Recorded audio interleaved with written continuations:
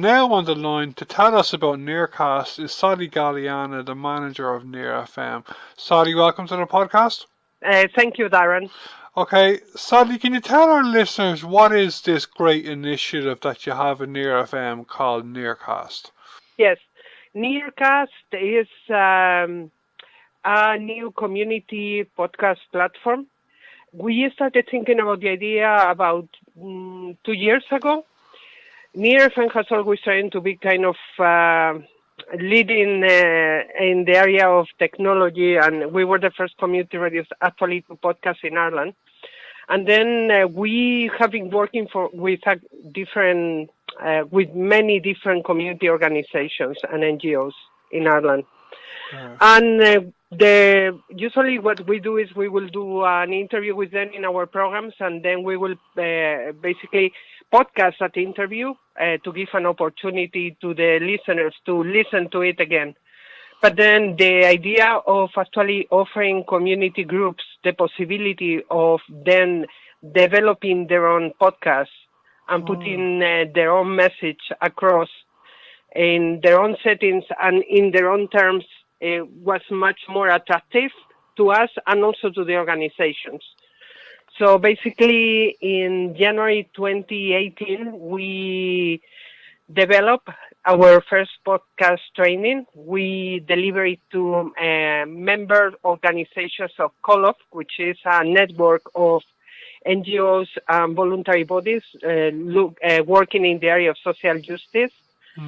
And from then on, basically the idea of creating this focused podcast came into being.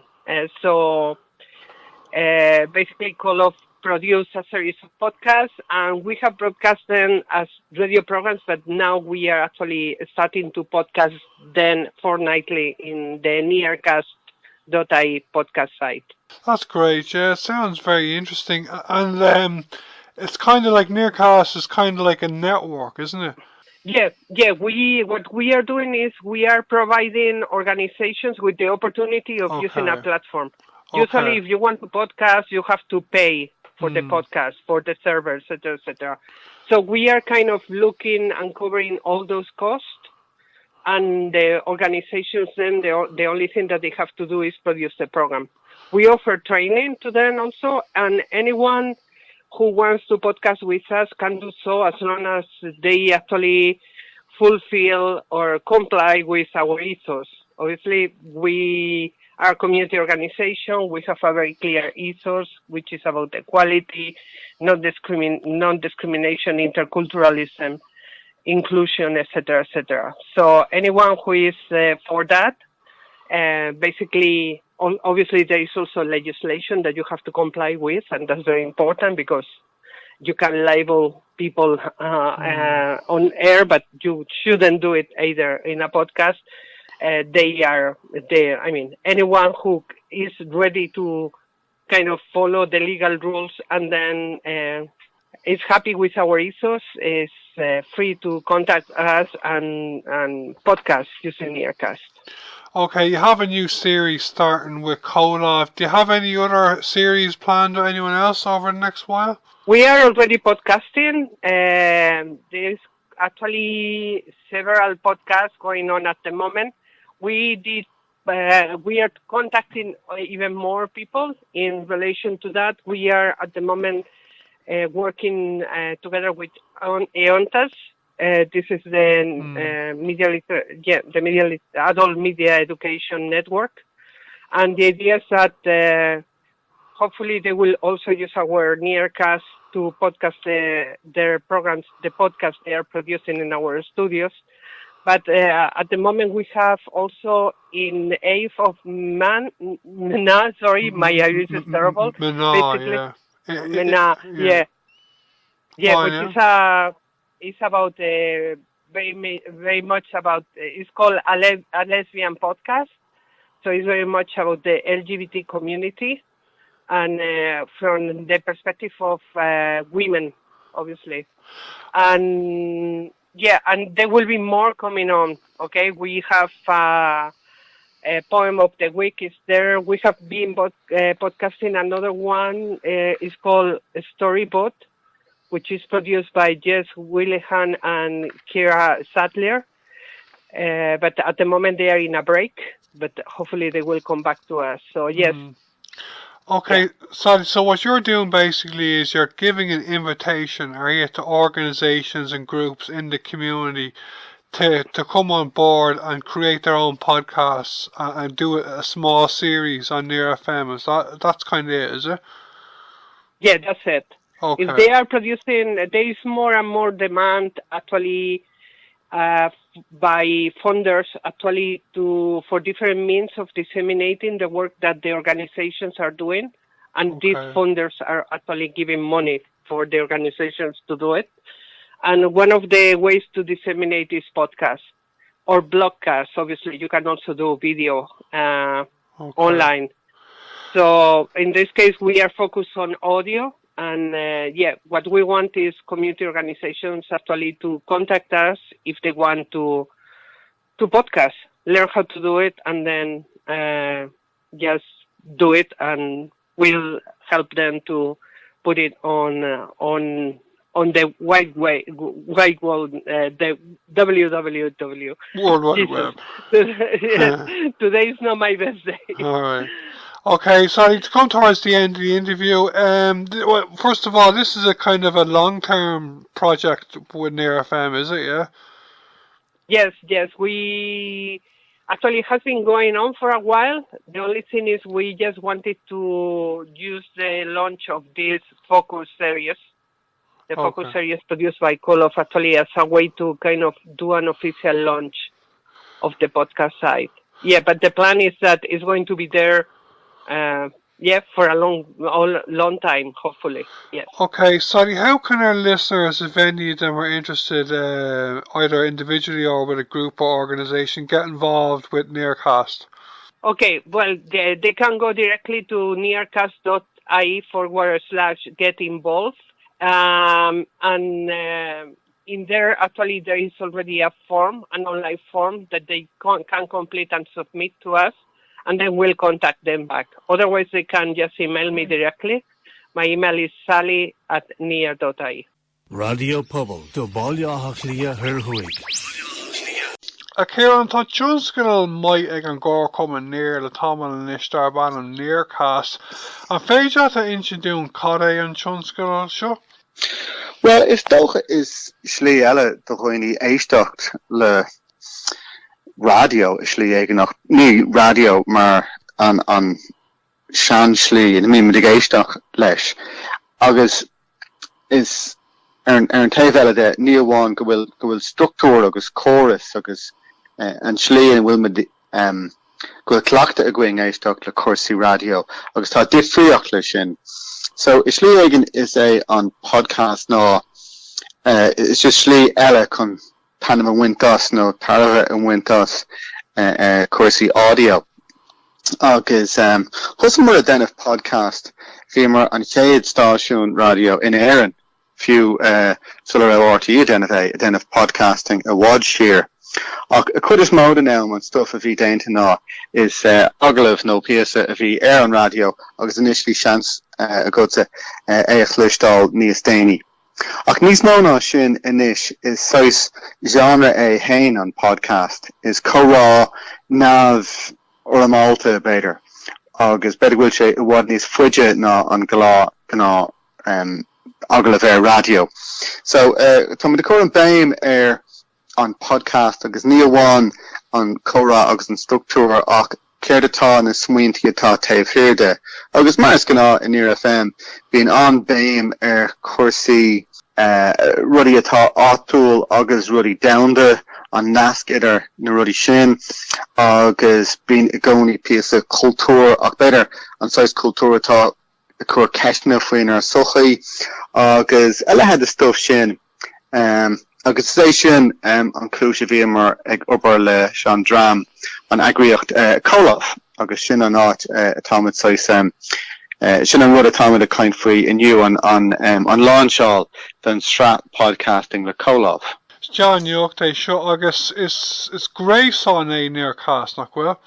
Yeah, gotíach é agus mar sin tá roint stuff agsúla ann an áit bhfuil mit tusnú le Coolock, mar is drám is agriocht downda is rud done. Well, is na daoine a rin an gábhlíon thar lár ag obair sna tíortha buachta beidir san Afric nó áit éigean. So it's returned overseas development workers agus an drám sin agus is dócha tar éis gábhlíon a caitheamh áit éigean. Well, is Sierra Leone nó fiú Guatemala agus átain mar sin.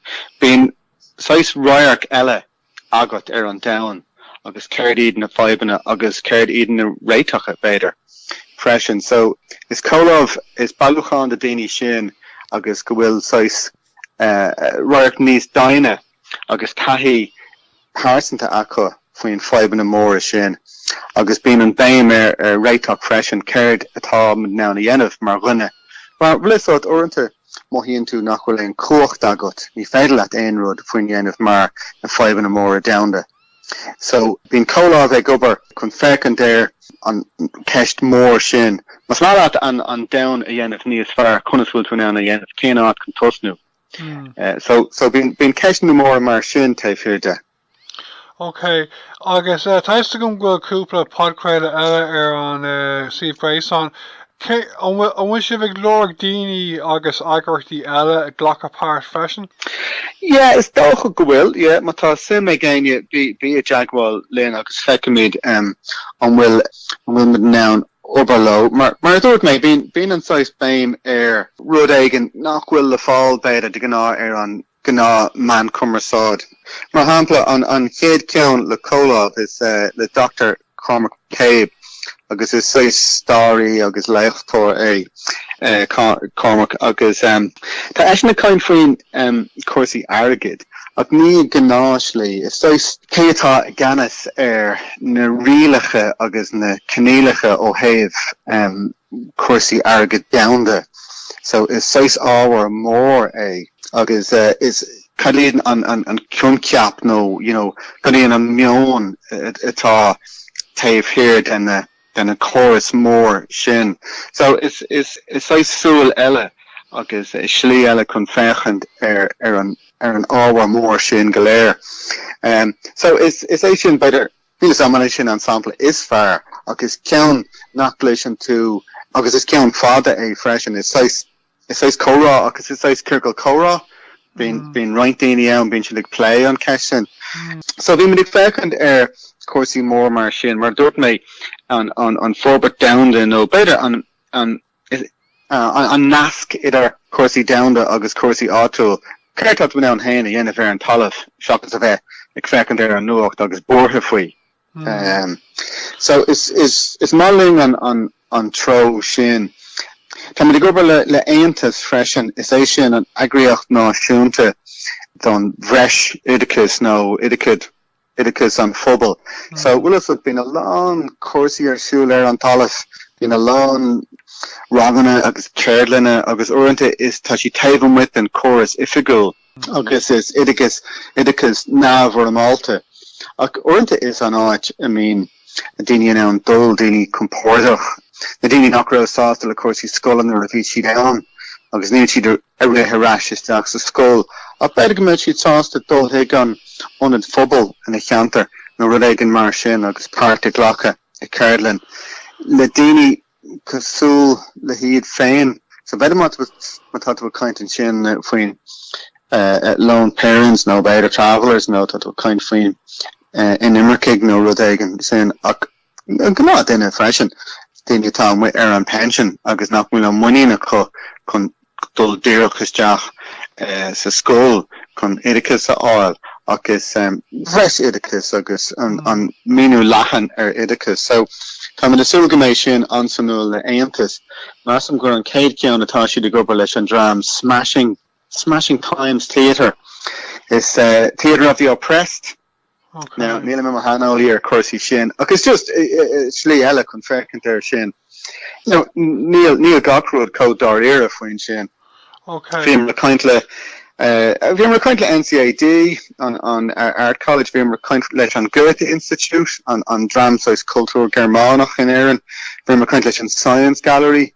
So is better is stuff atá taobhann with than gná man chumarsáid ach fós féin been stuff on simú, fear simú atá ann freisin. Okay, on Chunskill fod term okay NearCast? Gan Eris, yeah. Tá rein stuff ann a rinne mar hana hain freisin, tá reint filiocht de ann bín mar dúirt mé Coolock agus orinthe bín man lurug.